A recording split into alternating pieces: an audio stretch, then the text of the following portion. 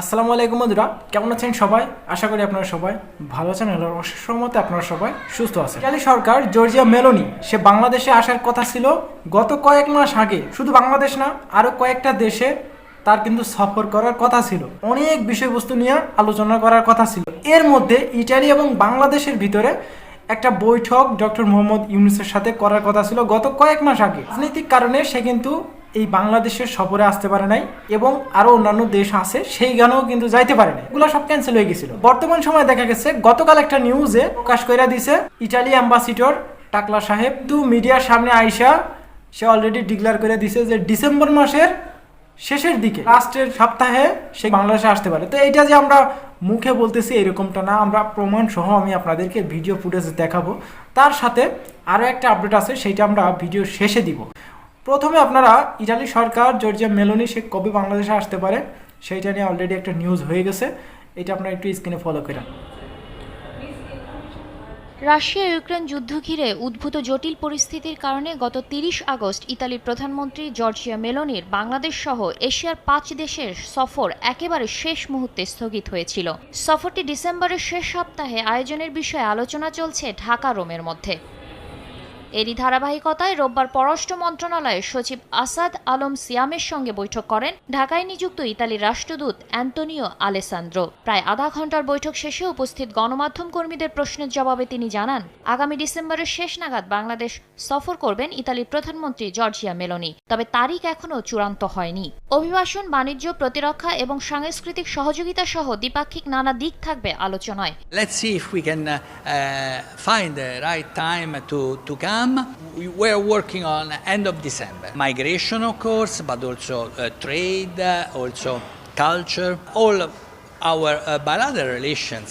আরেক প্রশ্নের জবাবে ইতালির রাষ্ট্রদূত জানান, বাংলাদেশে নিরপেক্ষ গ্রহণযোগ্য নির্বাচন দেখতে চায় দেশটি। প্রধান উপদেষ্টা ডক্টর মোহাম্মদ ইউনূসের নেতৃত্বে জুলাই সনদ এবং নির্বাচন আয়োজনের কর্মপ্রক্রিয়ায় ইতালির সমর্থন রয়েছে বলেও জানান তিনি। Always advocate for free and fair elections.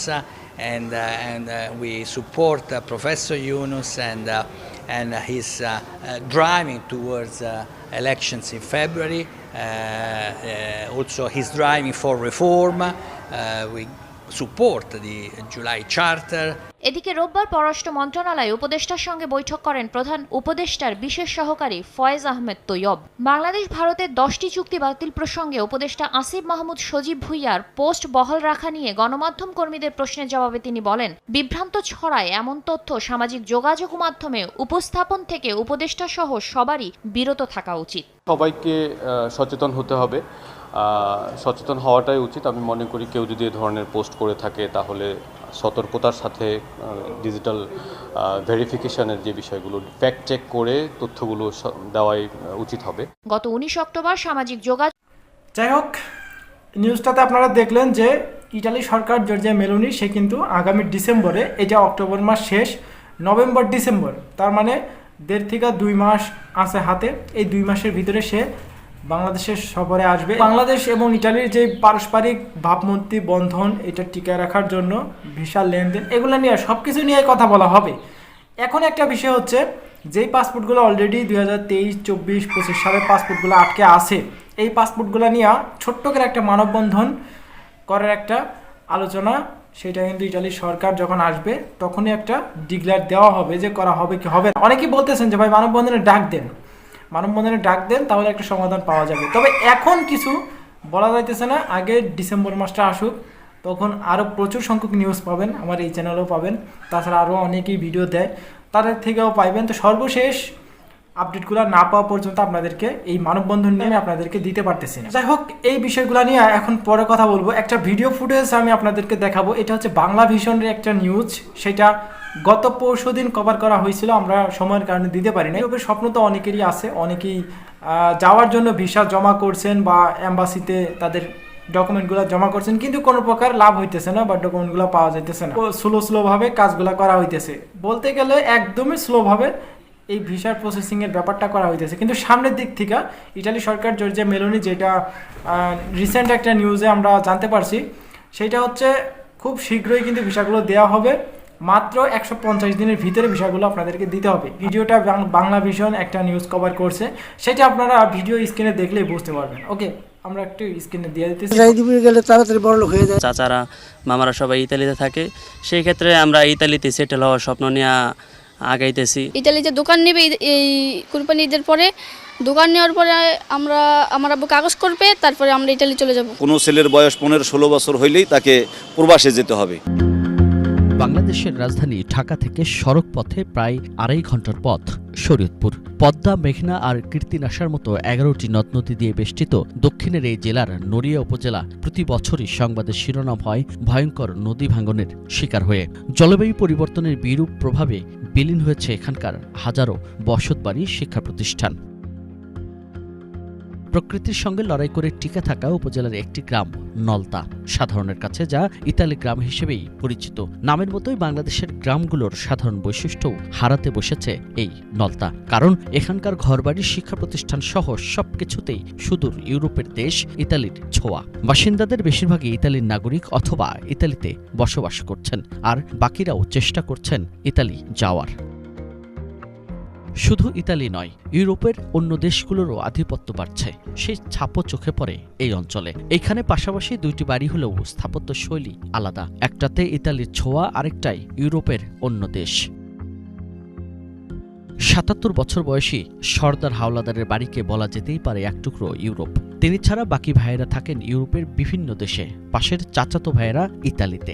আলাদা আলাদা বাড়ির প্যাটার্নই যেন বলে দিচ্ছে কোন বাড়ির বাসিন্দা থাকেন কোন দেশে।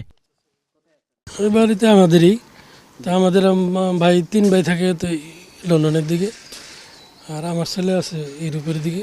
এই গ্রামের ঘরে ঘরে, পাড়া মহল্লা, রাস্তাঘাট, এমনকি চায়ের দোকানেও ইতালি প্রবাসীদের ছড়াছড়ি। কেউ ছুটিতে এসেছেন, আবার কেউ নিচ্ছেন যাওয়ার প্রস্তুতি। এই যে মুদি দোকানি আজমত মোল্লারও 2 ছেলে, মেয়ে জামাই সবাই থাকেন ইতালিতে। শরীয়তপুর ডিস্ট্রিক্টের ভিতরে আপনাদের এই এলাকার লোক বেশি ইটালিতে, এই জন্য ইটালি গ্রাম বলে। আমার পরিবারে আল্লাহর বাসার 2 জন গেছে, আমি যাবো, আশা আছে ইনশাআল্লাহ। ইউরোপে আমরা রাজনীতিতে গেলে তাড়াতাড়ি বড়লোক হয়ে যায়। গ্রামের রাস্তায় দেখা হলো 27 বছর বয়সী সাকিবের সাথে। পেশায় অটো চালক হলেও তিনিও গত 4 বছর ধরে চেষ্টা চালাচ্ছেন ইতালি যাওয়ার। বলছেন তার বন্ধুদের সবাই নাকি এরই মধ্যেই চলে গেছেন ইতালিতে। চাচারা মামারা সবাই ইতালিতে থাকে, সেই ক্ষেত্রে আমরা ইতালিতে সেটেল হওয়ার স্বপ্ন নিয়ে আগাইতেছি। তো 3-4 বার ট্রাই করতেছি, ইনশাআল্লাহ যতবার ট্রাই করা লাগে করব, অবশ্যই ইতালির জন্য ট্রাই করব। সাকিবের সাথে কথা হতে হতেই চোখ পড়ে রাস্তার পাশেই নির্মাণাধীন এই বাড়িতে। সেখানেও ইতালির স্থাপত্যশৈলী। এ বাড়িরও বেশিরভাগ সদস্যই থাকেন ইতালিতে। সর্বকনিষ্ঠতম সদস্যের বয়স এখন 13 বছর। স্থানীয় মাদ্রাসার 7ম শ্রেণীর শিক্ষার্থী। তারও প্রস্তুতি চলছে, ইতালি যাওয়ার অপেক্ষায় আছেন বয়স 16 হবার। ইতালিতে দোকান নেবে এই কুরবানি ঈদের পরে। দোকান নেওয়ার পরে আমার আব্বু কাগজ করবে, তারপরে আমরা ইতালি চলে যাব। এই অঞ্চলের এমন বাস্তবতা নিয়েই কথা হলো স্থানীয় সাংবাদিক ফরিদ উদ্দিনের সাথে। দীর্ঘ 20 বছর ধরে গণমাধ্যমে কাজ করার সুবাদে সামাজিক এই পরিবর্তন খুব কাছে থেকেই দেখে আসছেন তিনি। আমাদের এই অঞ্চলের মানুষের একটাই প্রবণতা, তার পারিপার্শ্বিকতার থেকে সেই জিনিসটাই শিখে যে কোনো ছেলের বয়স 15-16 বছর হইলেই তাকে প্রবাসে যেতে হবে। প্রবাস মানেই হলো আপনার ইতালি বা ইউরোপের যে কোনো একটা দেশ। এই জন্য তারা একটা সংক্ষিপ্ত পথ বেছে নেয়। তো বৈধ পথে অনেক দিন সময় লাগে, যে কারণে তারা অবৈধ পথে যায়। অবৈধ পথে যেতে গিয়ে তাদেরকে নানা ধরনের সমস্যার সম্মুখীন হতে হয়, যেমন আর্থিক ক্ষতিগ্রস্ত হয়, অনেকের জীবন নাশ হয়। ইতালি গ্রামের গল্প আমাদের জন্য আশা জাগালেও এর পিছনেও রয়েছে কিন্তু অনেক ভয়াবহ অভিজ্ঞতার গল্প। অনেকেই ইউরোপে যাবার নেশায় বাঁধ বিচার করছেন না বৈধ অবৈধ পথ। অবৈধ পথে ইউরোপ যাবার নেশায় জীবনকেও হুমকির মুখে ফেলছেন এ এলাকার বাসিন্দারা। চলমান সামাজিক প্রবণতা অনুযায়ী 10ম শ্রেণী পেরোতেই ইতালির উদ্দেশ্যে পাড়ি জমান মাদারীপুর থানামোড় এলাকার বাসিন্দা রিশাদ। অবৈধ পথে যাত্রাকালে লিবিয়ার ভূমধ্যসাগরে আটক হন তিনি। সে সময় তার বাড়িতে শোকার্ত পরিবেশ থাকলেও ভয়ে মুখ খোলেননি তার পরিবার। 2024 সালের অক্টোবরে আটক হয়ে এরই মধ্যে 3 বার মাফিয়াদের হাত বদল হন তিনি। অবশেষে অতিরিক্ত 25 লাখ টাকা মুক্তিপণ দিয়ে ছাড়া পায় নিশাত। 2-3 বারই ওর কাগজ জমা দেওয়া হয়েছে। জমা দেওয়া হওয়ার পর যখন লাগে নাই, তারপর হঠাৎ একদিন সেও ভাবলো যে সবাই যখন একই বয়সের লোকজন যাইতে আসছে, তাইলে ওরেও পাঠাই। এই 11 তারিখে ওর ফ্লাইট হয়ে গেল, এই চলে গেল। চলে যাওয়ার পর তাই এরা বলছিল যে 3 মাসের কথা বইলা নিছে। 3 মাসের মধ্যে? হ্যাঁ, 3 মাসের মধ্যে, হাইস্ট 3 মাস। এর উপরে আর যাবে না, ইতালি পৌঁছেই দিবে। তাইলে আমাদের কপাল খারাপ, হয়তো 7 দিনের মাথায় হঠাৎ একদিন আইসা বলল, খবর আসলো, আমার ফোনে ফোন দিচ্ছে আমার ছেলে, মা আমি ধরা খাইছি, আমার রবিবারের মধ্যে 18 লাখ টাকা লাগবে, 18 লাখ টাকা যদি না দেয় তাহলে আমার বিক্রি করে ফেলাইবে, আর নয়তো মারিয়ে ফেলাইবে। 1 সেকেন্ডের জন্য একটা ভিডিও কল দেখাইছিল যে হাত পাও বাঁধা, উবুট করে হালাই রাখছে, বুট জুতা দিয়া পাড়াই রাখছে এই ঘাড়ের উপরে। ওইভাবে আমার ছেলে কান্নাকাটি করতে আসে আর বলতেছে যে মা আমার টাকা দাও, নাইলে আমার মারিয়ে ফেলাইবে। এমন ঘটনা এই অঞ্চলে নিত্যদিনের, আর অবৈধ পথে যেন তাদের চেনা রাস্তা। এমনভাবেই এখানকার অভিজ্ঞতা বর্ণনা করছিলেন স্থানীয় এই সাংবাদিক। পৌঁছানোর সময় অনেকে মারা যায়, অনেকে সাগরে ডুবে মারা যায়, আবার অনেকে লাশ দেশে আসে, তারপরও থামতেছে না। কারণ এদের ভিতরে একটা চিন্তা চেতনা কাজ করে যে আমার 10 জন গেছে, তার ভিতরে 2 জন 3 জন মারা গেছে, আর 7 জন তো পৌঁছেছে, সে তো একটা সুন্দর জীবন পাইতেছে। আইন শৃঙ্খলা বাহিনীও যেন অনেকটা নিরুপায়। জেলার অতিরিক্ত এই পুলিশ সুপার বলছিলেন, অবৈধ পথে ইউরোপে গমন এবং মাঝপথে বিপদে পড়ার ঘটনা নিত্যদিনের হলেও ভুক্তভোগীরা বা এ সংক্রান্ত কেউই মুখ খোলেন না। এ কারণে এসব ঘটনায় হতাহত হওয়ার আগ পর্যন্ত কেউই পুলিশের কাছে আসেনও না। পুলিশ শুরুতে কিন্তু আসলে কোনো কিছু জানতে পারে না, লিবিয়া বেনগাজি পর্যন্তও জানতে পারে না। যখন কোনো একটা পরিবার এই দালালের খপ্পরে পড়ে একেবারে নিঃস্ব হয়ে যায়, তখন একেবারে শেষ পর্যন্ত যখন দেখে যে আর কোনো ওয়ে নাই, তখন আমাদের কাছে আসে পুলিশের। তো সেই পর্যায়ে আসলে আমাদের খুব বেশি কিছু করার থাকে না, আমরা মামলা রুজু করি। মামলা রুজু করে আমরা এর সাথে যারা যারা জড়িত থাকে, যারা এই মানব পাচারকারী চক্রের সাথে জড়িত থাকে, তাদের বিরুদ্ধে আমরা খুব শক্ত ব্যবস্থা নিয়ে থাকি। পরিসংখ্যান বলছে, শুধু মাদারীপুরে 2013 সাল থেকে 2023 সাল পর্যন্ত মানব পাচার আইনে মামলা হয়েছে 329টি। 1466 জনকে আসামি করা হলেও গ্রেফতার করা হয় মাত্র 287 জনকে। তারাও আবার বেরিয়ে আসে জামিনে। এমনকি এ পর্যন্ত কোনো মামলায় সাজার ঘটনাও ঘটেনি।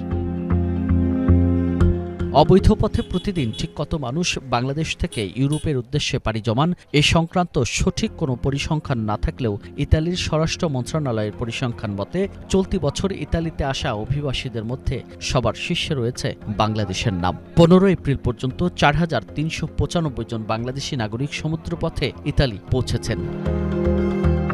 লিবিয়ার বাংলাদেশি দূতাবাসের তথ্য মতে 2017 সাল থেকে এখন পর্যন্ত 10,000-এরও বেশি বাংলাদেশি নাগরিককে লিবিয়া থেকে দেশে ফেরানো হয়েছে। 2023 সালের জুলাই থেকে 2025 সালের এপ্রিল পর্যন্ত অন্তত 5,000 বাংলাদেশি নাগরিককে নিরাপদে প্রত্যাবাসন করা হয়েছে বলেও জানিয়েছে দূতাবাস। যাই হোক, এই ছিল কিন্তু ইটালির সার্বিক বিষয়বস্তু নিয়ে আজকের ছোট্টখাটো একটা ইনফরমেশন। সুস্থ থাকবেন, ভালো থাকবেন।